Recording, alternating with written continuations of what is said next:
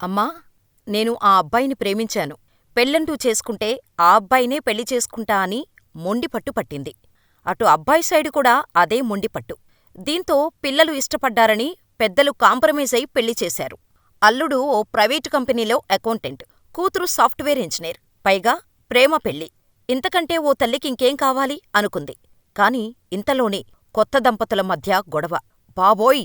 నా భర్త torture భరించలేకపోతున్నానంటూ police స్టేషనుకు వెళ్ళిందామె. దీంతో పెళ్ళి కాస్త విడాకుల దాకా వెళ్ళింది. కోర్టులో కేసు ఉందనగా ఆ అమ్మాయి తన ఇంట్లోనే దారుణ హత్యకు గురైంది. ఇంతకీ ఆమెను చంపిందెవరు?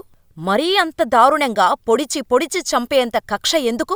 వైజాగ్కు చెందిన బండి స్పందన దీప్తి శ్రీనగర్ కాలనీలోని సీబీఆర్ ఎస్టేట్లో అపార్ట్మెంట్లో తల్లి నమ్రత, సోదరుడితో కలిసి నివాసముంటోంది.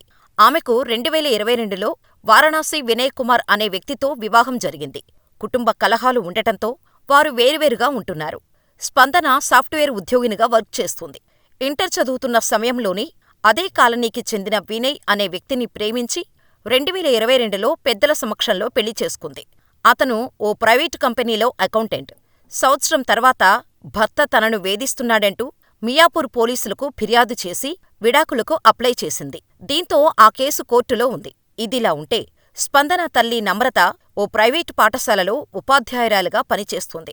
దీంతో సోమవారం ఆమె స్కూలుకు వెళ్ళిపోయింది. స్పందన ఇంట్లోనే ఉంది. కాగా మధ్యాహ్నం సమయంలో ఆ ఇంటికి దగ్గర్లో ఉండే వీరి బంధువు ఒకామె వచ్చి తలుపు కొట్టినప్పటికీ ఎవరూ తీయకపోవటంతో ఆమె తిరిగి వెళ్ళిపోయింది.